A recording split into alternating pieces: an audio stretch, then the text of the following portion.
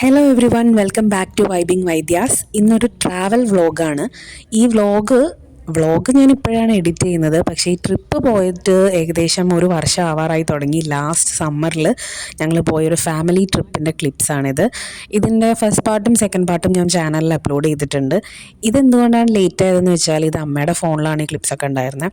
എൻ്റെ ഫോണിൽ as usual space കഴിഞ്ഞു എന്ന് പറഞ്ഞ് അറിയിപ്പ് വന്നപ്പോൾ ഞാൻ വ്ളോഗ് എടുപ്പൊക്കെ നിർത്തി വെച്ചു. പിന്നെ എനിക്ക് ഈ ഒരു ഏരിയയിലൂടെയൊക്കെ ഇങ്ങനെ പോകുന്ന സമയത്ത് അയ്യോ ഇതൊക്കെ ഒന്ന് റെക്കോർഡ് ചെയ്ത് വെക്കായിരുന്നല്ലോ എന്നുള്ളൊരു വിമ്മിഷ്ടം കാരണം ഞാൻ അമ്മയുടെ ഫോൺ എടുത്തിട്ട് ചെയ്തു. പക്ഷെ പിന്നെ അതിൽ നിന്ന് ആ ക്ലിപ്സ് സെൻഡ് ചെയ്തത് എഡിറ്റ് ചെയ്യാനൊക്കെ ഉള്ള ലാഗടിച്ച് അതെങ്ങനെ കിടന്നതാണ്. അപ്പം ഇപ്പം എന്തായാലും ഇനി അമ്മയുടെ ഫോണിൽ നിന്നും അത് മിസ്സായി പോകുന്നതിന് മുന്നേ ഇത് വ്ളോഗാക്കി അപ്ലോഡ് ചെയ്യാമെന്ന് വിചാരിച്ചു. ഇപ്പം നമ്മൾ പോയിക്കൊണ്ടിരിക്കുന്നത് ബട്ടർഫ്ലൈ ബീച്ച് കാണാൻ വേണ്ടിയിട്ടാണ്. ഞങ്ങൾ എത്ര പേരാണ് ഉണ്ടായിരുന്നത്? അപ്പു, ആരതി, അമ്മ, ഞാൻ, മിതു, കുഞ്ചു, പിന്നെ ചക്കിയും ബബ്ലുവും. അപ്പോൾ ഇതിൽ മിതുവും കുഞ്ചുവും ഒരു സ്കൂട്ടറിൽ ഫ്രണ്ടിൽ പോകുന്നുണ്ട്. പിന്നെ ഒരു കാറിൽ ഞങ്ങൾ ബാക്കിയുള്ളവരെല്ലാവരും കൂടി പോവാണ്. അപ്പോൾ ഇടയ്ക്ക് വെച്ച് ഞങ്ങൾക്കൊന്ന് വഴി തെറ്റിയായിരുന്നു. വഴി തെറ്റിപ്പോയി. പിന്നെ കുറേ കാടും കുന്നൊക്കെ കയറി ഇറങ്ങി ഒരു ഓഫ് റോഡ് ആയിട്ടുള്ള സ്ഥലത്ത് കൂടെയാണ് നമ്മൾ പോകുന്നത്. പല ഡിസ്കഷൻസും നടക്കുന്നുണ്ട്. ഇത് ബീച്ചിലേക്ക് തന്നെയാണോ പോകുന്നത്? കാരണം ആ ഒരു ചുറ്റുപാടുള്ള ലാൻഡ്സ്കേപ്പ് ശ്രദ്ധിച്ചാൽ നിങ്ങൾക്ക് അറിയാം, ഒരു ബീച്ചിൻ്റെ ഏരിയ പോലെ ഒന്നും അല്ല ഉള്ളത്. ഒരു വരണ്ടുണങ്ങിയ സ്ഥലം. കുറേ സമയം നമ്മൾ പച്ചപ്പ് ഒരു കാടിൻ്റെ നടുവിലൂടെ പോലെയാണ് വന്നത്. അത് കഴിഞ്ഞിട്ടാണ് ഇത് ഫൈനലി അവിടെ ഈ ബോർഡ് ഒന്ന് കണ്ടപ്പോഴാണ് കുറച്ച് സമാധാനമായത്. ഓക്കെ, നമ്മൾ ബട്ടർഫ്ലൈ ബീച്ചിലേക്ക് തന്നെയാണ് പോകുന്നത് എന്നുള്ളത്. അപ്പോൾ നിങ്ങൾ സൗത്ത് ഗോവയിൽ വരുന്നുണ്ടെങ്കിൽ ഒരു മസ്റ്റ് വിസിറ്റ് പ്ലേസ് ആണ് ഈ ബട്ടർഫ്ലൈ ബീച്ച് എന്ന് ഞാൻ പറയും. ഇപ്പം നമ്മൾ പോയിക്കൊണ്ടിരിക്കുന്ന വഴിയല്ലാതെ നമുക്ക് ഈ കടലിലൂടെയും വരാം, അതായത് ബോട്ട് വഴി നമുക്ക് വരാം. ഇപ്പോൾ പാലോലിം ബീച്ചിൻ്റെ സൈഡിലായിട്ട് മീൻസ് അടുത്തായിട്ടാണ് ഈ ബട്ടർഫ്ലൈ ബീച്ച് ഉള്ളത്. നമ്മൾ പാലോലിം എന്ന് പറയുന്ന സ്ഥലത്താണ് സ്റ്റേ ചെയ്യുന്നത്. അവിടെ നിന്നാണ് നമ്മൾ ഇങ്ങോട്ട് വന്നത്. അപ്പോൾ ഈ പാലോലിം നിന്ന് ബട്ടർഫ്ലൈ ബീച്ചിലേക്ക് ബോട്ട് സഫാരി അവൈലബിൾ ആണ്. അങ്ങനെ ബോട്ട് സഫാരിയിൽ വരുമ്പോൾ നമുക്ക് ഡോൾഫിൻസിനെ കാണാൻ പറ്റും എന്നാണ് പറയുന്നത്. അപ്പോൾ ഞങ്ങൾ അതുവഴിയല്ല, റോഡ് വഴി വന്ന് ട്രക്ക് ചെയ്ത് ഇങ്ങനെയാണ് വരുന്നത്. ഇങ്ങനെ ഇഷ്ടമുള്ളവർക്ക്, ട്രക്കിംഗ് ഒക്കെ ഇഷ്ടമുള്ളവർക്ക് ഈ വഴി വരാം. അതല്ല ബോട്ടിലാണ് വരേണ്ടത് ഇഷ്ടം, വെള്ളമാണ് ഇഷ്ടം എന്നുണ്ടെങ്കിൽ നിങ്ങൾ അങ്ങനെ വന്നോളൂ. അതവിടെ പാലോലിം ബീച്ചിൽ പോയിട്ട് അന്വേഷിച്ചാൽ അതിൻ്റെ ടൈമിങ്ങും കാര്യങ്ങളും റേറ്റും ഒക്കെ ചോദിച്ചറിഞ്ഞിട്ട് ഒന്ന് പ്രീ ബുക്ക് ചെയ്ത് നിങ്ങൾക്ക് അങ്ങനെയും വരാവുന്നതാണ്. അത് വേറെ ഒരു എക്സ്പീരിയൻസ് ആയിരിക്കും. ഇത് ഇത്രയും കൂടി കുറച്ചും കൂടി ഒരു എക്സൈറ്റിംഗ് ആണെന്ന് എനിക്ക് തോന്നി. കാരണം നമ്മൾ കുറേ വന്നിട്ട് ഉള്ളിലേക്ക് വന്നിട്ട് വേണം ഈ ആ ഒരു പോയിന്റിലെത്താൻ. ആ പോയിന്റിൽ നിന്ന് അവരുടെ തന്നെ ജീപ്പിലാണ് നമ്മളെ കൊണ്ടുപോകുന്നത്. ഈ ജേണിയും അത്യാവശ്യം ഒരു ഓഫ് റോഡ് എക്സ്പീരിയൻസ് ആണ്. ഇതും നമുക്ക് ഓക്കെ ആണെങ്കിൽ ടൂ വീലറിൽ പോവാം.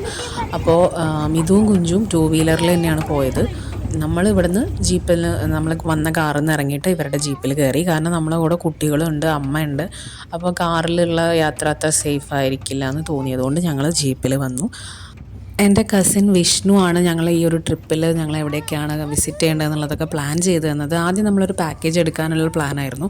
അപ്പോൾ അവനാണ് പറഞ്ഞത് നമുക്ക് അത്യാവശ്യം ഹിന്ദിയും ഇംഗ്ലീഷും ഒക്കെ കൈകാര്യം ചെയ്യാൻ അറിയുമെങ്കിൽ, നമുക്ക് ഡ്രൈവ് ചെയ്യാൻ അറിയുമെങ്കിൽ വേറെ ആരുടെയും സഹായം വേണ്ട, ഗോവ മൊത്തം കണ്ടു തീർക്കാൻ നമുക്ക് ഒറ്റയ്ക്ക് പറ്റും, പാക്കേജ് ഒന്നും എടുക്കേണ്ട ആവശ്യമില്ല എന്ന് പറഞ്ഞത്. അപ്പോൾ അവൻ ഞങ്ങൾക്ക് വിസിറ്റ് ചെയ്യേണ്ട കുറച്ച് സ്ഥലങ്ങളും പിന്നെ ഫുഡ് കഴിക്കേണ്ട കുറച്ച് പോപ്പുലർ ആയിട്ടുള്ള പോയിന്റുകളൊക്കെ പറഞ്ഞു. അതനുസരിച്ചാണ് നമ്മൾ ഈ ട്രിപ്പ് പ്ലാൻ ചെയ്തതും പോയിക്കൊണ്ടിരിക്കുന്നതും.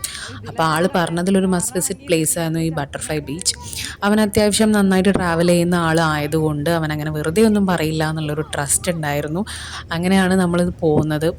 ഇപ്പം നമുക്ക് ആകെ 2 ദിവസം അവിടെ ഉണ്ടായിരുന്നുള്ളൂ. അതിനകത്ത് ഇവിടെ പോകണോ കോല ബീച്ചിൽ പോകണോ എന്നുള്ള കൺഫ്യൂഷനായിരുന്നു. അപ്പോൾ ഇതാണ് കുറച്ചും കൂടി അടുത്തുള്ളതും പിന്നെ ഇത് കുറച്ചും കൂടി ഒരു എക്സൈറ്റിംഗ് ആണ് എന്ന് പറഞ്ഞതുകൊണ്ട് നമ്മൾ കോല ബീച്ച് വിട്ടിട്ട് ബട്ടർഫ്ലൈ ബീച്ച് ചൂസ് ചെയ്യായിരുന്നു.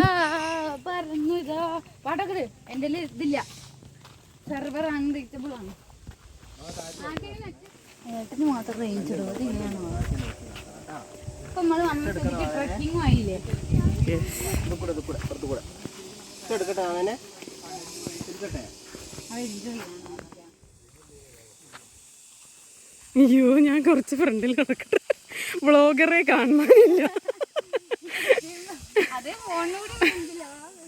നല്ല തെറ്റില്ല, നമ്മുടെ വീട്ടിൽ പോയിട്ട് വന്നേണ്ട വിഷയം.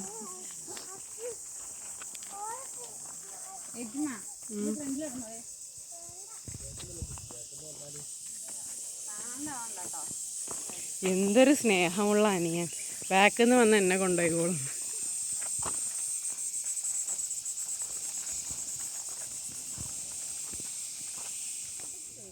കടലിൽ കയറി വെള്ളം കാണില്ല.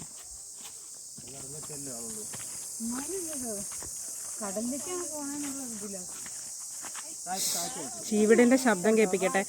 ഇണ്ടാണ്ടിക്കൂ ഇണ്ടാണ്ടിക്കൂ.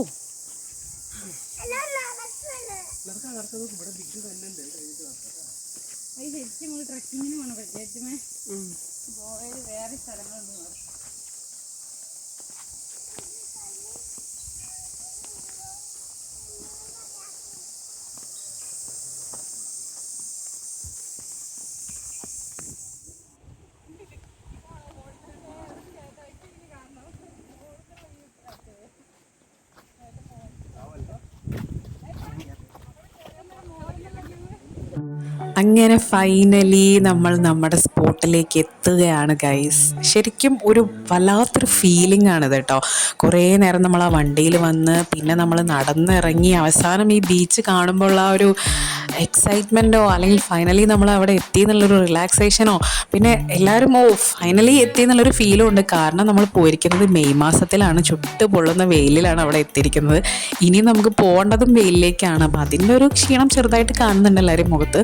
പക്ഷേ ഈ വ്യൂ അടിപൊളിയായിരുന്നു. പിന്നെ ഞങ്ങൾ വെള്ളത്തിലിറങ്ങാൻ നിന്നിട്ടില്ല, കാരണം എല്ലായിടത്തും ബീച്ച് തന്നെയാണല്ലോ. അപ്പോൾ ഞാനും കുഞ്ചുവും കൂടി അതിൻ്റെ സൈഡിൽ മേലോട്ട് കയറാനായിട്ടൊരു വഴി ഉണ്ടായിരുന്നു. ഇത്തിരി ഒരു റിസ്കി വഴിയായിരുന്നു. പക്ഷെ ഞങ്ങൾ രണ്ടാളും കൂടി വൈബടിച്ച് മേലെ കയറി ആ വ്യൂ കണ്ടു. അവിടെ നിന്ന് കൂവി വിളിച്ചു, കുറച്ച് ഫോട്ടോസും വീഡിയോസൊക്കെ എടുത്തു. ഇവർ മിതു ചക്കീൻ്റെ കൂടെ ആയിരുന്നു. പിന്നെ ബബ്ലു ഉള്ളത് കൊണ്ട് അവർ രണ്ടുപേരും അമ്മയൊക്കെ താഴെ തന്നെ നിന്നു. ഞാനും കുഞ്ചുവാണ് ആ ഒരു സ്ഥലം മുതലാക്കിയതെന്ന് പറയാം ശരിക്കും. അപ്പം എന്തായാലും നിങ്ങൾ സൗത്ത് ഗോവയിൽ വരുന്നുണ്ടെങ്കിൽ നിർബന്ധമായും കണ്ടിരിക്കേണ്ട ഒരു സ്ഥലമാണ് ബട്ടർഫ്ലൈ ബീച്ച്. കഴിയുകയാണെങ്കിൽ നിങ്ങൾ പാലോലും ബീച്ചിൽ നിന്ന് ബോട്ട് എടുത്തിട്ട് അങ്ങനെയൊന്ന് വന്നോളൂ, ഡോൾഫിൻസിനെയൊക്കെ കാണാൻ പറ്റിയാലോ. അപ്പോൾ ഗോവൻ വ്ളോഗ് ഇനിയും തുടരുന്നതാണ്. നമുക്ക് വീണ്ടും കാണാം. അതുവരേക്കും ടേക്ക് കെയർ, ബൈ.